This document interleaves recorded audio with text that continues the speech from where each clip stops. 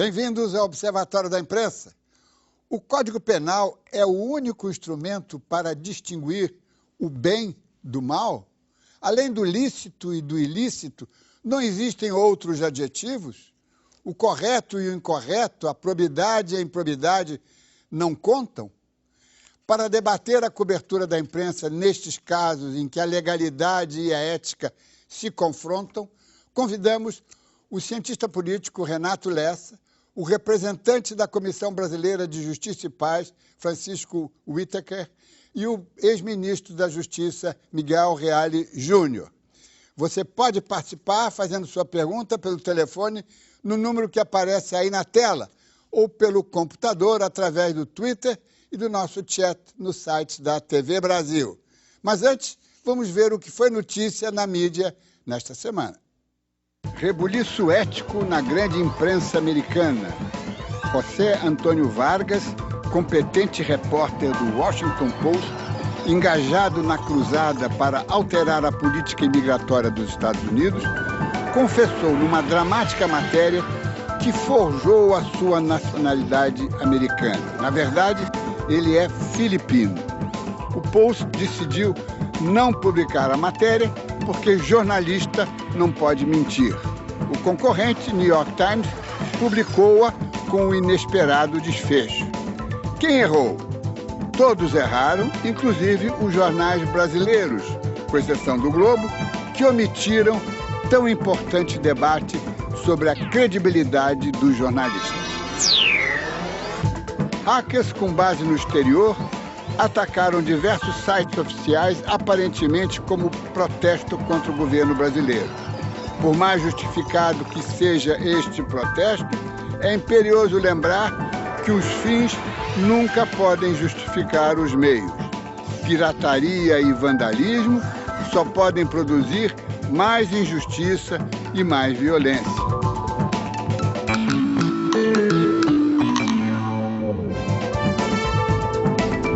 Nas charges desta semana, reflexos da declaração de Romário de que só Jesus salva a Copa no Brasil. Os cartunistas também temem pelo futuro do Mundial, mas não esquecem de gozar o sigilo das licitações das obras.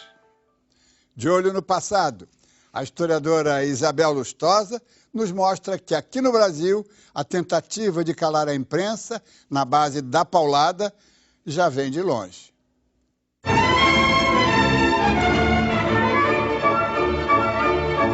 Idealistas, aventureiros, radicais, oportunistas, para qualquer um desses qualificativos se encontram jornalistas que fizeram a imprensa da independência. Nesta última categoria, jornalismo de oportunidade ou jornalista oportunista, certamente se pode incluir Luiz Augusto Maí, o redator da Malagueta.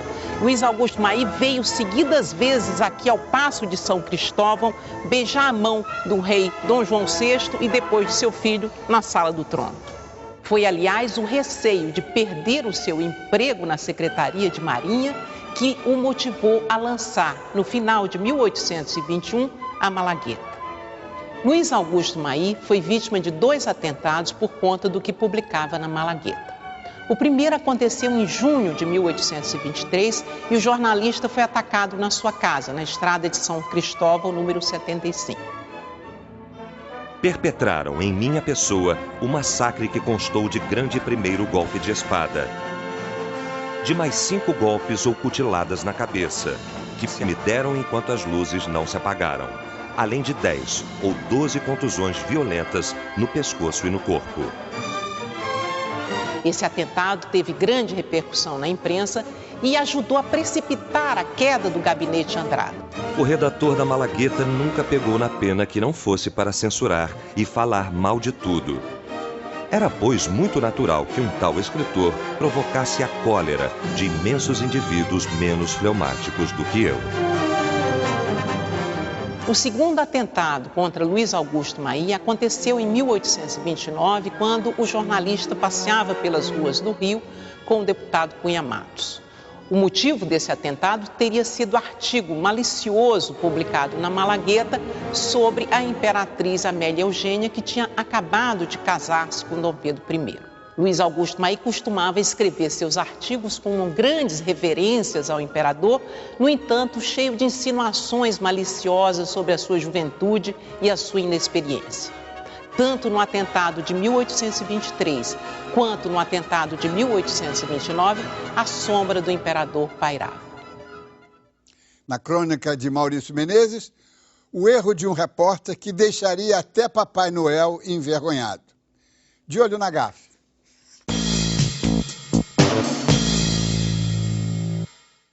Estava no Espírito Santo um milionário árabe que investiria algumas centenas de milhões de dólares num projeto petrolífero. E aí o que aconteceu? Mandaram para as redações um convite para que enviassem repórteres para a entrevista coletiva que ele daria. E na chamada dava-se preferência a repórteres que soubessem falar inglês. Pois muito bem, o jornal A Gazeta não tinha um repórter que falasse inglês na hora, mas tinha uma moça do Caderno de Cultura que já tinha inclusive morado em Londres, falava inglês fluentemente e ela foi enviada para a entrevista.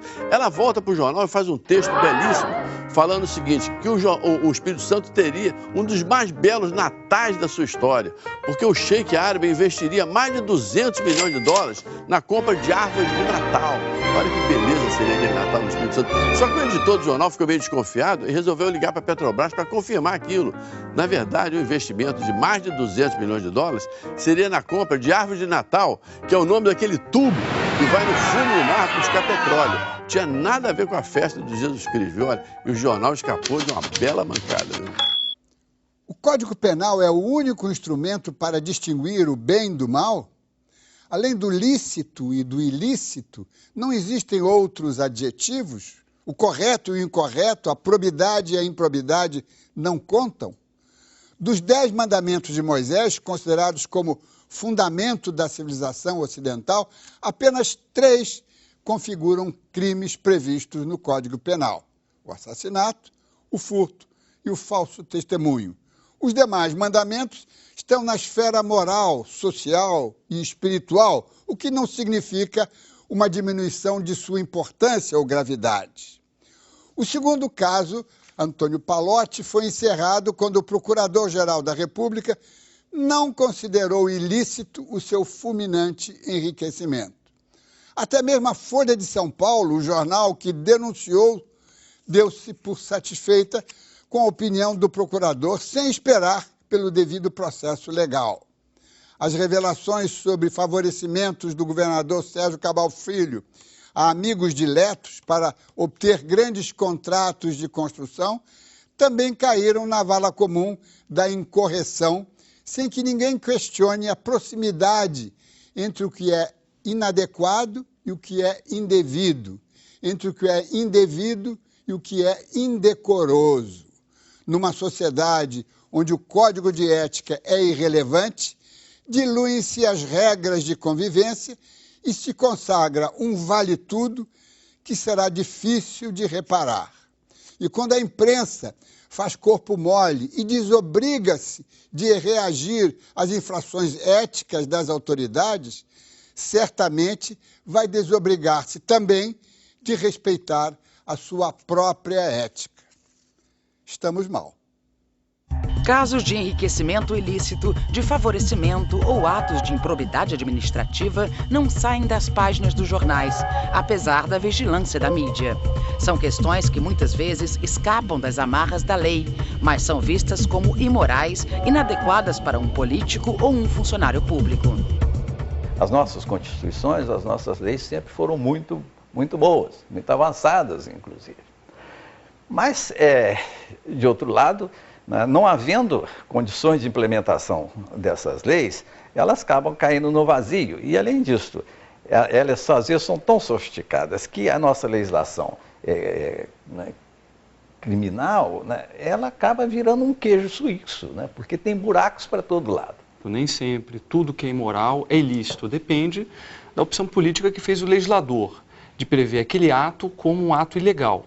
O ideal seria que uma legislação ela previsse todos os atos que são imorais como ilícitos. E isso é uma das causas desta impunidade, porque a possibilidade de recurso, de adiamento de todo tipo que existe na legislação, de buracos por aí, fazem com que realmente haja impunidade. Em 1992, o Congresso Nacional aprovou a Lei de Improbidade Administrativa, que está até hoje em vigor. Apesar disto, são raros os condenados pela Lei do Colarinho Branco. O Rio é o estado que amarga o 19º lugar no ranking do país. Quer dizer, no momento em que o país desconfiava e, mais do que desconfiava, tinha até certeza de que na administração pública prevaricava-se sem absolutamente nenhuma consequência, era importante uma sinalização de que o governo estava disposto a combater todas as formas de ilícitos administrativos que se apresentassem. Com isso, quem praticou este ato fica impune. E o que se tem visto é que a impunidade é um estímulo para a prática de mais improbidade. Prevaleceu a ideia de que era preciso dar à lei a oportunidade de ensinar a todos nós, ao povo todo, que a improbidade administrativa deve ser combatida e existe agora um instrumento para combatê-la. Nós temos a legislação prevendo, definindo o crime de improbidade, existe a previsão de punição, entretanto, existe uma prática que facilita a não aplicação da lei. E essa prática envolve, de um lado, os costumes políticos. É comum um partido levantar uma questão, fazer acusações, e depois se verifica que, na verdade, ele está fazendo um jogo político, ou ele recebe uma compensação e não fala mais nisso, ou então, com isso, ele quer esconder a improbidade dos seus próprios membros. Não se pode exigir do Poder Judiciário que ele condene sempre, porque nem sempre a condenação é legalmente possível.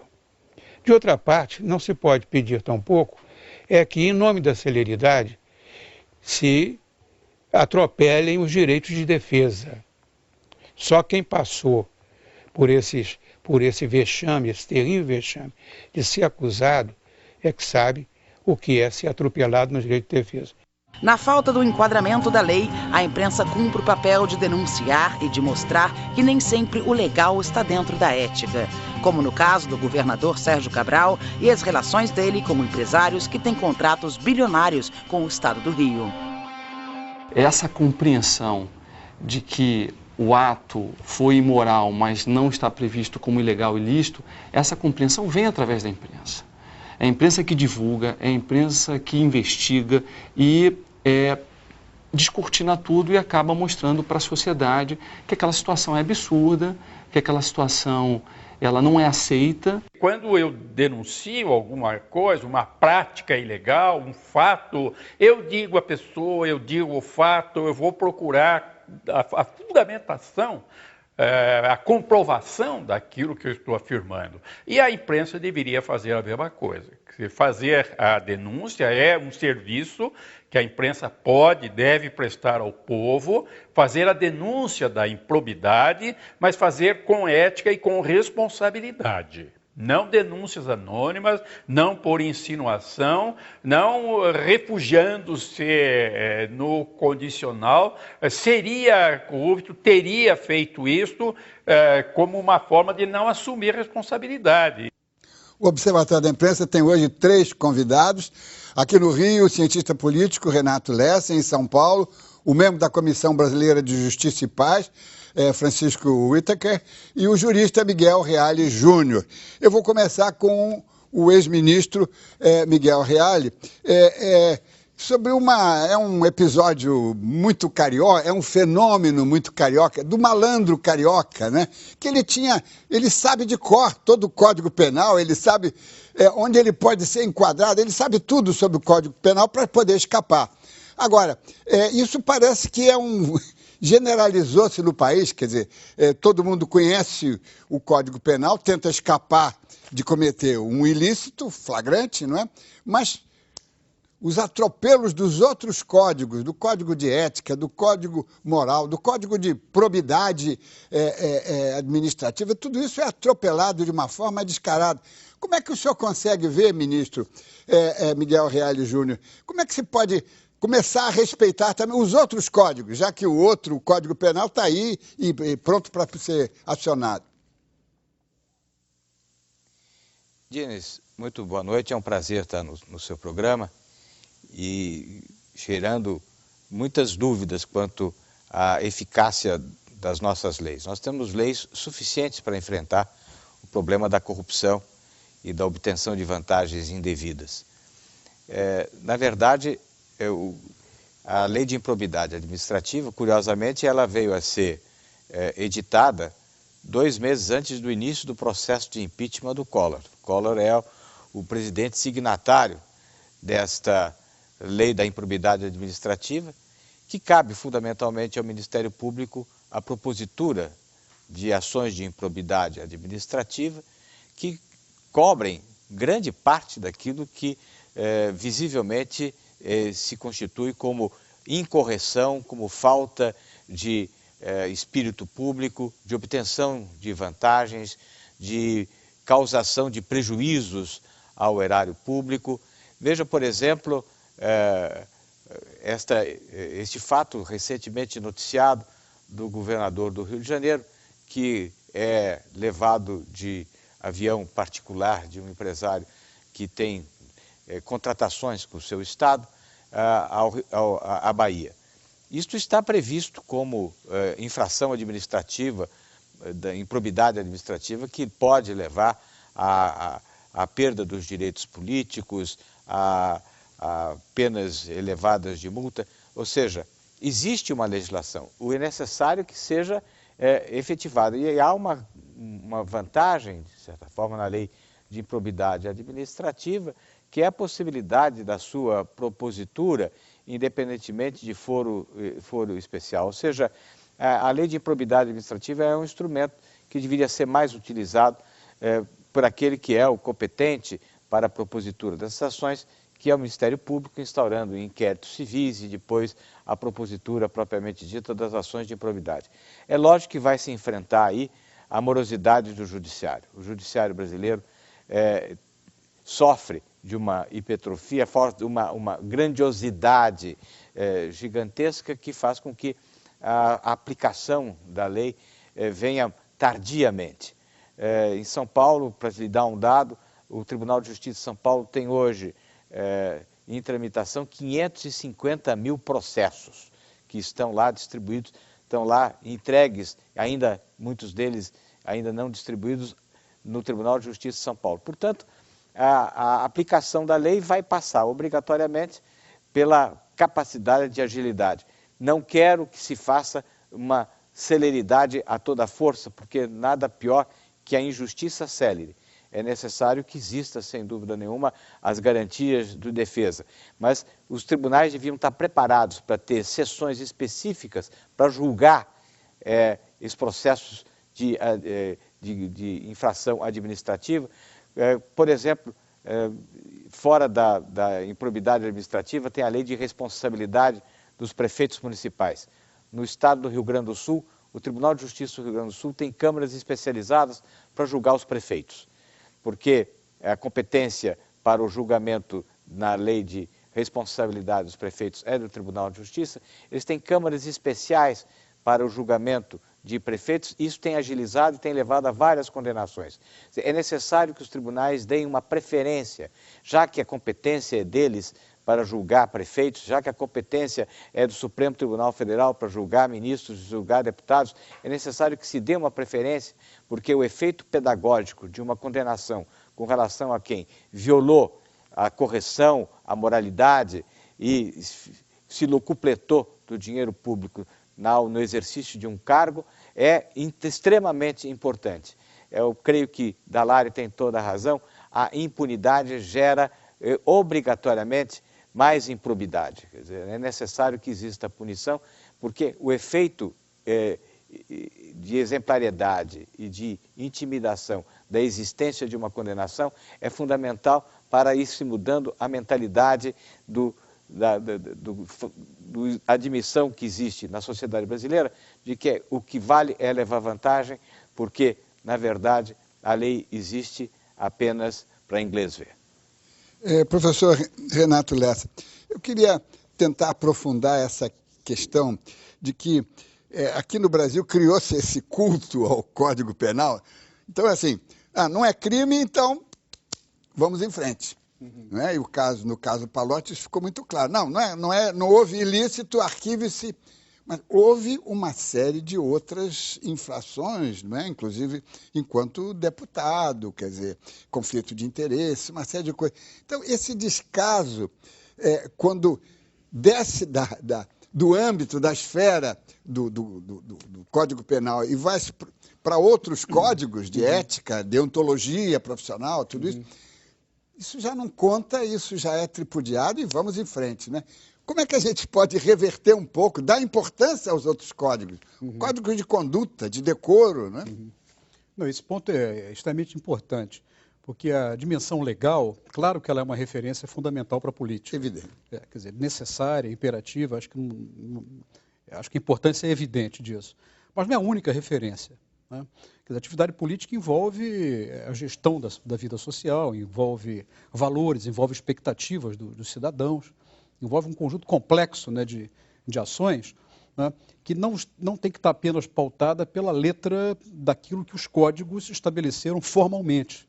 Há dimensões que são informais, que têm a ver com os valores, têm a ver com códigos de decência, códigos de probidade informais, tem a ver com a dimensão da moralidade, né? A moralidade e a legalidade têm relações que são complexas. A moralidade nunca se confunde com a legalidade.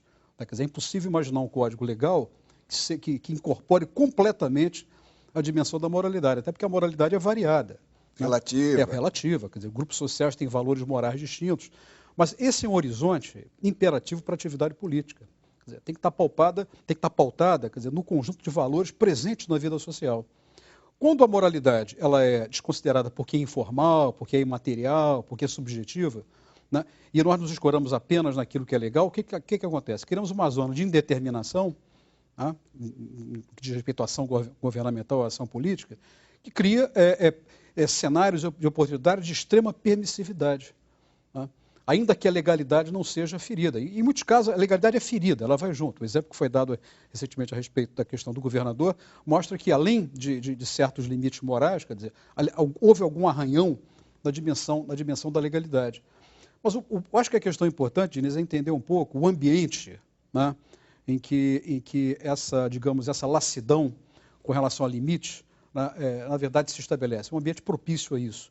Quer dizer, acho que há um ambiente político generalizado, né, que pautado na ideia de que a governabilidade do país, para usar um jargão que eu pessoalmente não gosto, depende de acordos, né, com forças sociais díspares, ideologicamente incompatíveis, mas que devem estar amalgamadas, devem estar juntas para que os governos tenham maioria, né? E, evidentemente, como esse amálgama não se dá em função de afinidades programáticas, certo? Ele só pode se dar em função de outras, né, de práticas, né, que, no mínimo, quer dizer, são heterodoxas do ponto de vista do que a gente imaginaria uma gestão republicana da vida pública. Eu acho que isso tem efeitos de contaminação. Quer dizer, isso é generalizado na configuração geral do sistema político brasileiro, quer dizer, a prática de coalizões que são ideologicamente estranhas, né, e que se cimentam a partir da captura de parte do Estado por parte de forças sociais. Quer dizer, eu dou apoio em função da minha capacidade, quer dizer, do meu acesso a pontos importantes. Eu acho que isso produz um efeito de lassidão e de insensibilidade moral e ética com relação a outras coisas. Quer dizer, porque se fazem do alto, por que eu não posso fazer? Quer dizer, eu acho que há um efeito epidêmico, né, claro, que pervade o corpo político. Contagioso. O corpo social. Né? Francisco Whittaker, e o papel da imprensa, né? Vários dos entrevistados na pequena reportagem que usamos no início do programa, inclusive o professor Dallari, mencionaram claramente o papel da imprensa. Quer dizer, cabe à imprensa chamar a atenção. Bom, não é crime, mas é uma atitude indecorosa ou inadequada, imprópria, não é? Quer dizer, a imprensa tem um papel muito importante nessa, muito sensível, de não deixar que aquilo que não é crime seja abandonado e pronto. Como é que o senhor vê essa questão? Na verdade, a imprensa quase seria o elo entre esse mundo dos que estão lá em cima e a sociedade em geral. E o grande drama nosso nesse problema de probidade, de corrupção, é que a sociedade em que vivemos é uma sociedade voltada, toda ela, para ganhar dinheiro. Ganhar dinheiro porque, inclusive, sem dinheiro não se pode nem morrer. Quer dizer, é essencial, é um instrumento fundamental. Mas ganhar dinheiro cada vez mais gananciosamente, cada vez mais rico, que é o, digamos, o objetivo de vida no final, e que quem vai para o governo, muitos vão numa perspectiva de serviço, numa perspectiva de prestar serviço para os seus cidadãos, representar os seus cidadãos, mas uma grande parte vai porque ali está o tesouro público. Dali se pode tirar grandes quantidades de dinheiro. Então, no fundo, isso acontece e nós, a sociedade, digamos, ficamos observando, meio estarrecidos às vezes de ver como se tem, digamos, o que a gente fala de cara de pau, de afirmar coisas com toda tranquilidade, quando a gente sabe, nós, cidadãos, sabe que não é por aí. Agora, é o problema da cultura de corrupção no Brasil todo, que precisaria ser atacado. E a imprensa deveria chamar atenção para isso. Por quê? Se a sociedade assume que ela não acha que a corrupção seja válida, que esses caminhos sejam os bons caminhos e que as pessoas que são guinadas para posições de poder não têm o direito de se aproveitar dessa posição, a sociedade vai começar a se indignar. E se ela começa a se indignar, aí todos esses instrumentos vão começar a funcionar. Porque, na verdade, a gente sempre diz que há leis que pegam e leis que não pegam. Quando é que as leis pegam? É quando, na verdade, elas foram assumidas pela sociedade e são exigidos o seu cumprimento pela sociedade. Enquanto nós ficarmos só ao nível daqueles que estão lá, cima, se locupletando, coisa que valha, e aqueles que estão julgando, aqueles que estão acusando, ou seja, naquele mundão de lá, que não é o nosso mundo dos cidadãos, nós somos simples espectadores. Nós temos que passar a ser atores. É o papel que está no mundo inteiro, está aparecendo. Aliás, os últimos acontecimentos no Norte da África, foram muito por causa de problemas econômicos, de emprego, etc., mas tinha o problema da corrupção também muito forte lá.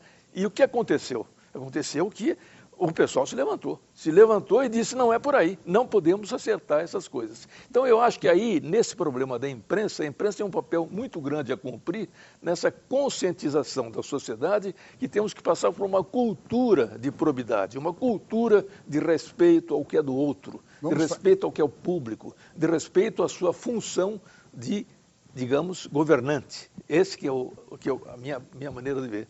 Vamos fazer uma rápida pausa, mas voltamos já. O Observatório da Imprensa está de volta no programa de hoje, a cobertura da imprensa sobre os constantes atos ilícitos ou impróprios sem punição no Brasil.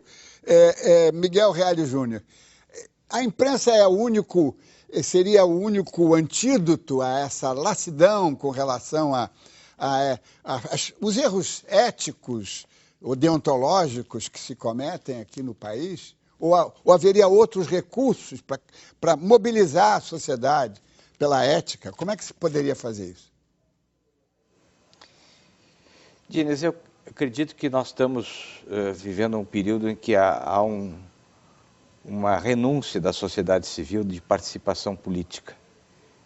O Chico Whittaker e eu participamos de um momento, de um movimento chamado da indignação à ação, que visava estabelecer uma mobilização social em favor da apuração, especialmente dos fatos relacionados ao mensalão. Várias entidades integraram esse movimento, especialmente de cunho jurídico, desde entidades de magistrados, do Ministério Público, da advocacia, mas não houve a capacidade de mobilização pública do povo, e mesmo mobilização de importantes lideranças políticas.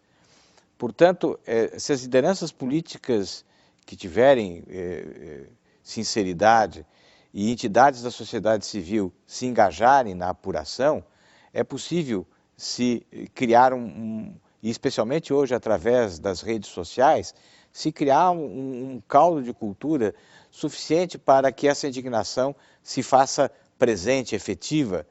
Nós temos um grande ato, desde os caras pintadas do Collor até hoje, com todos os escândalos que ocorreram no Brasil, dos anões do orçamento até os recentes acontecimentos de Palocci e tal, não houve mobilização, não houve sensibilização da sociedade.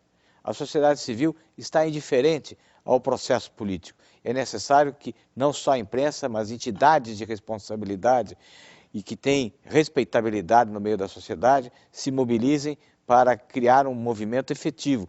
A Ficha Limpa já foi um exemplo positivo daquilo que pode ser feito. Ao lado disso, outros movimentos devem ocorrer para se criar um caldo de cultura necessário para enfrentar o mal da corrupção e da permissividade na utilização dos bens públicos. Renato Lessa, tem aqui um telespectador de Juiz de Fora, Minas Gerais, Armando Gabriel, pergunta: existiria alguma forma de tornar moralidade e ética valores menos subjetivos num país com grande pluralidade cultural como o Brasil? A pergunta do Armando Gabriel é excelente, né? Porque, primeiro, a dimensão da pluralidade brasileira, a variedade cultural, diferentes códigos de referência moral, mas isso não impede a existência de convergências, né? A universalização de algumas crenças, de algumas referências que podem progressivamente se tornarem até mesmo consensuais. E há duas maneiras de fazer isso. Primeiro, a recepção de certos consensos morais por parte do direito, né? O direito é afetado pela moralidade. Quer dizer, certas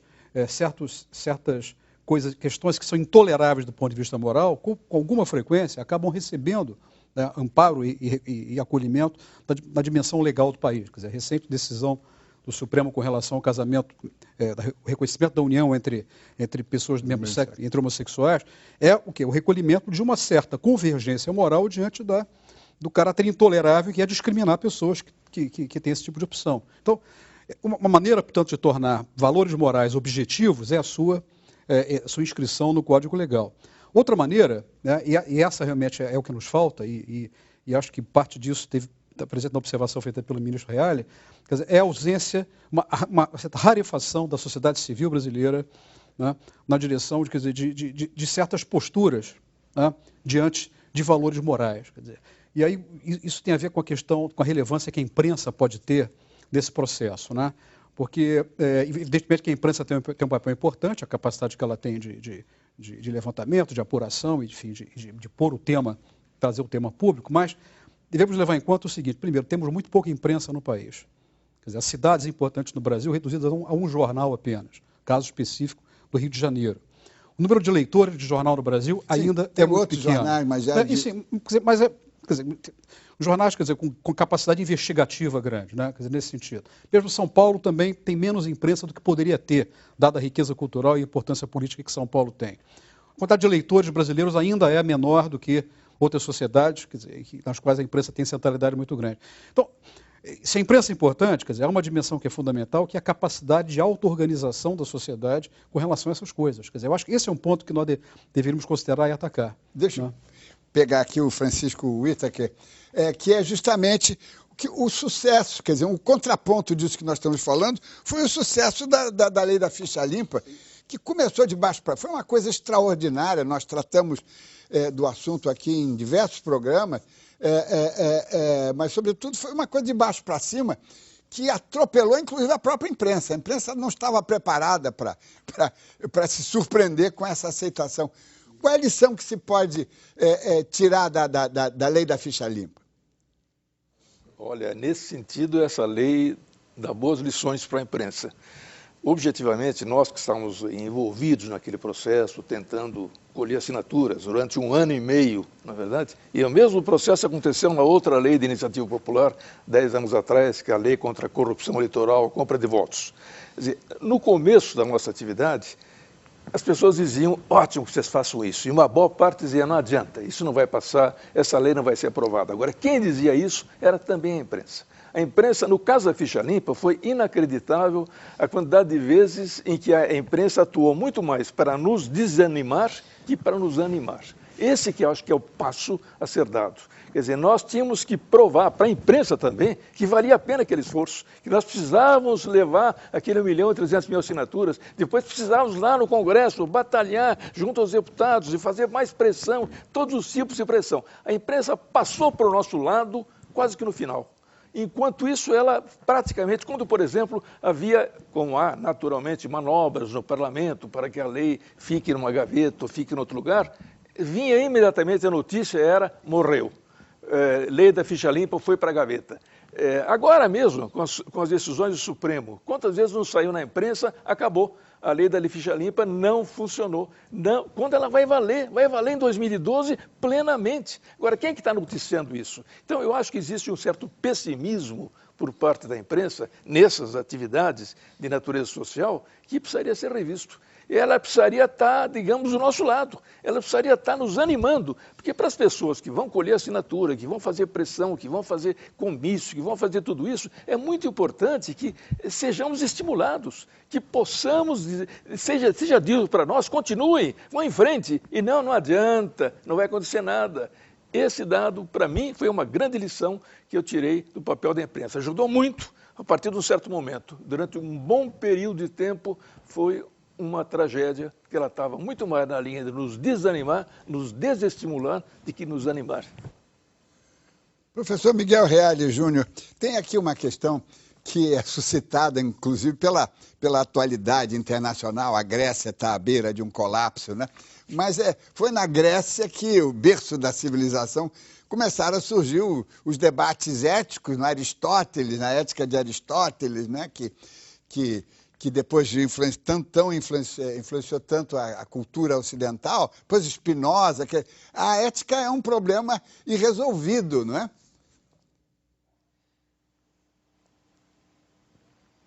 Professor Miguel Reale. Ele diria o seguinte, a questão da moralidade, ela se aproxima, sem dúvida nenhuma, muito do direito. Existem, evidentemente, distinções, existem campos específicos, mas, especialmente através da exigência de correção, de honestidade na condução da coisa pública, há uma aproximação entre o direito e a moral. E isso está espelhado na lei de probidade administrativa, isso está espelhado no Código de Conduta da Alta Administração. Eu participei da Comissão de Ética da República e da elaboração deste código. Ou seja, há uma série de medidas legais de cunho estritamente ético, que visam eliminar o conflito de interesses, que visam eliminar qualquer possibilidade mínima que seja de vantagem a partir do cargo que se tem. Mas eu lhe diria que o grande malefício que existe na vida política brasileira é o processo eleitoral. Eu creio que enquanto não resolvermos o problema do processo eleitoral, do sistema eleitoral, nós não vamos tocar no ponto certo. Por que é que o político brasileiro, seja o vereador, seja o prefeito, seja o deputado, acaba sempre se imiscuindo em atitudes desonestas? Porque ele precisa compensar aqueles que o elegeram, lhe dando meios para que a eleição fosse viável. Ou seja, enquanto o sistema eleitoral for esse sistema proporcional, e que o que importa efetivamente é ter dinheiro para comprar votos, e votos que ele compra através dos cabos eleitorais, e isso não é controlável, nós vamos ter políticos sempre voltados para a obtenção de vantagem. Esse é um problema básico, não adianta.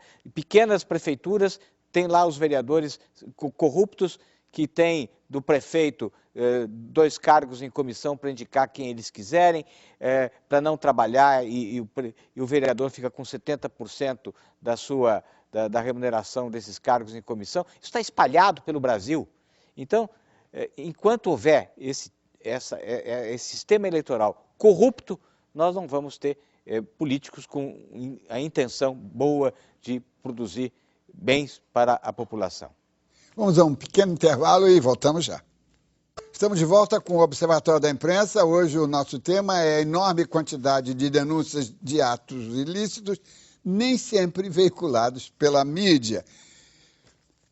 Renato Lessa, como é que essa coisa de nós acharmos, bom, o Brasil é a capital, é a central, é a matriz da ilicitude e da falta de ética, mas não é bem assim, não é?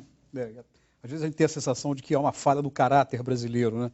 Mas há um problema que passa, que está presente no Brasil, mas que se põe em todas as sociedades que combinam uma certa maneira de organizar a economia, quer dizer, uma economia de mercado, né? Todas as democracias são economias de mercado, né? O que põe, na verdade, duas lógicas diferentes. A igualdade política, de um lado, quer dizer, a competição pelo voto, por outro lado, e, por outro lado, concentração econômica, né, em grupos que são mais poderosos, enfim, do que a média, digamos assim, dos recursos dos cidadãos. Então, há uma relação, portanto, que é sempre perigosa entre o dinheiro, entre o mundo do dinheiro e o mundo da política. Né? Essa relação é problemática em qualquer sociedade democrática. Né? Porque, no nosso caso, nós temos aqui duas dimensões que estão envolvidas. A primeira é a ideia de que a política é a oportunidade do acesso ao botim, que tem a ver com a lógica das coalizões brasileiras. Né? Quer dizer, o professor Miguel Reale mencionou. Acabou de mencionar com muita propriedade. A outra lógica é o seguinte, do ponto de vista do capital, para usar um termo jargão antigo, mas que acho que é bem-vindo aqui na nossa discussão, o acesso ao poder público é fundamental, porque o Estado é um grande propulsor da atividade econômica, é um grande empregador, tem iniciativa em grandes, em megaprojetos. Então, quer dizer, essas relações elas nunca são idílicas, são relações que sempre propiciam relações perigosas, relações quer dizer, relações que agridem não só a legalidade, mas agridem critérios mínimos de convivência republicana, do ponto de vista do bom senso aristotélico até, para pegar um gancho que você pôs aqui, quer dizer, de uma comunidade pautada por uma certa ética de contenção, né? Uma ideia de que nós somos sujeitos dotados de apetites, mas nossos apetites devem ser exercidos com certa moderação, porque há outras pessoas também presentes na convivência social. Né? Então, eu acho que há um problema que está presente em todas as sociedades que combinam capitalismo avançado, presença do Estado, que é inevitável, né? Quer dizer, como propulsora de grande parte da atividade econômica, e mercados políticos competitivos. O que transforma essa questão da probidade em uma questão política da maior relevância. E nesse sentido, aí eu fecho a minha intervenção, não chega para a imprensa. Quer dizer, a imprensa é relevante, é fundamental, mas exige mais do que a imprensa para a gente tratar dessa questão.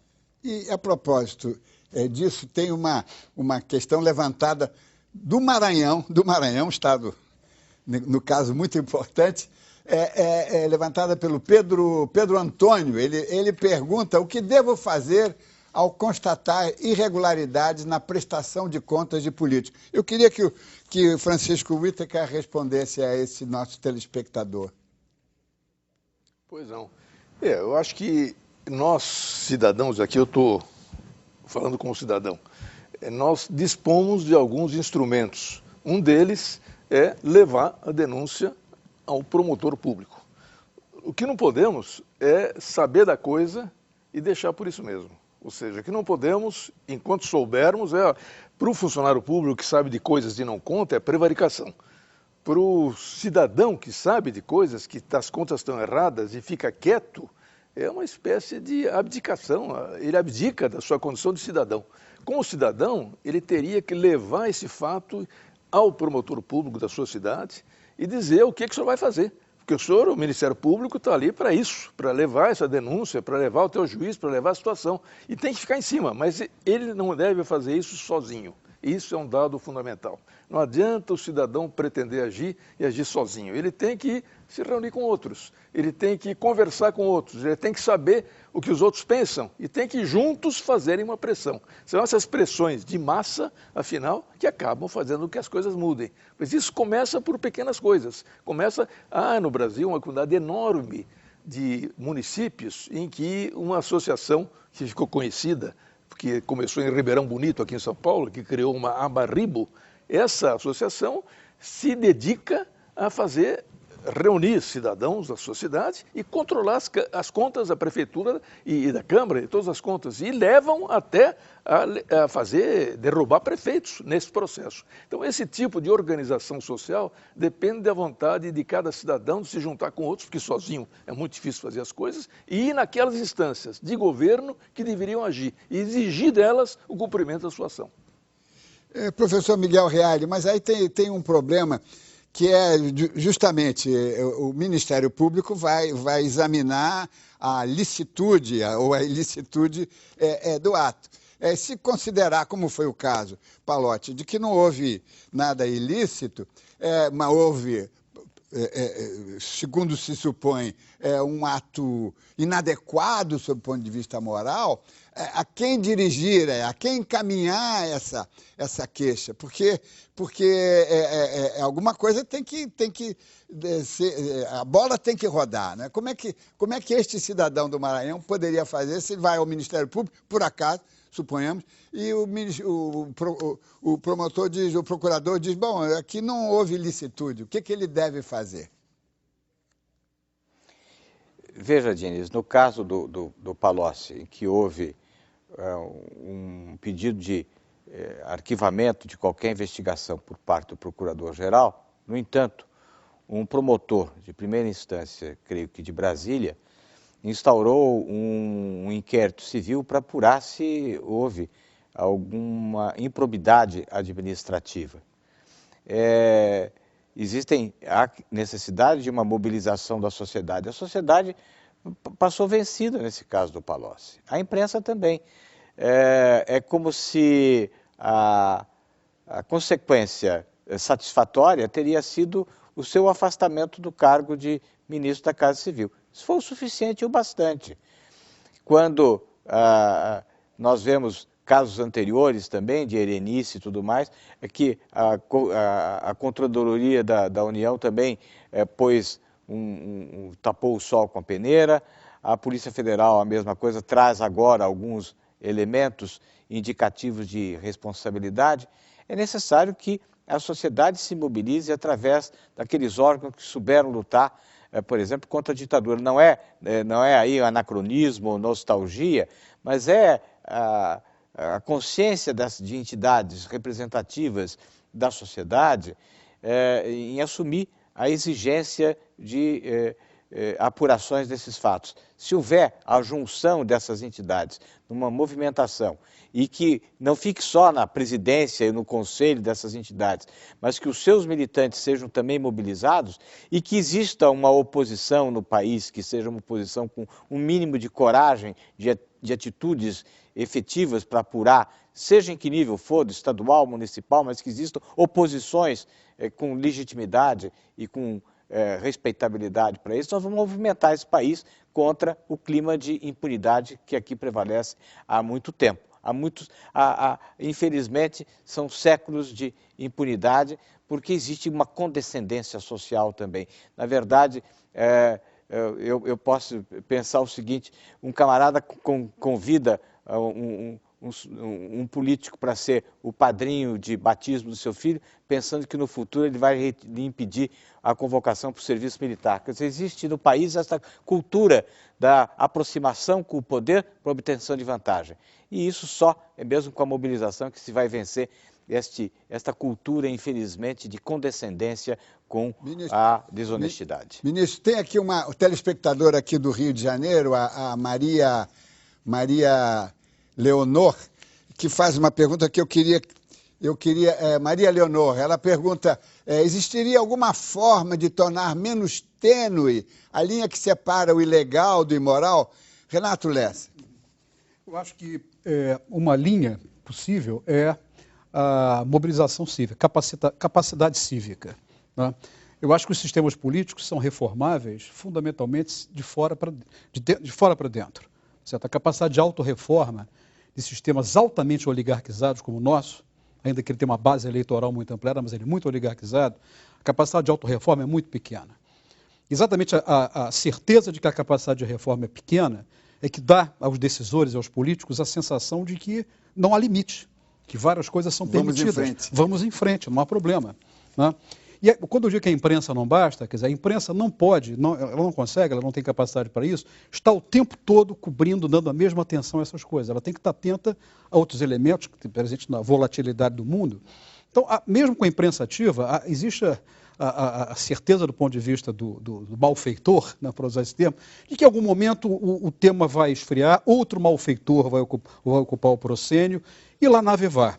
Quer dizer, portanto, há uma questão que eu acho que precisa ser discutida e mais refletida, se nós temos capacidade cívica, né, para estabelecer limites de tolerabilidade.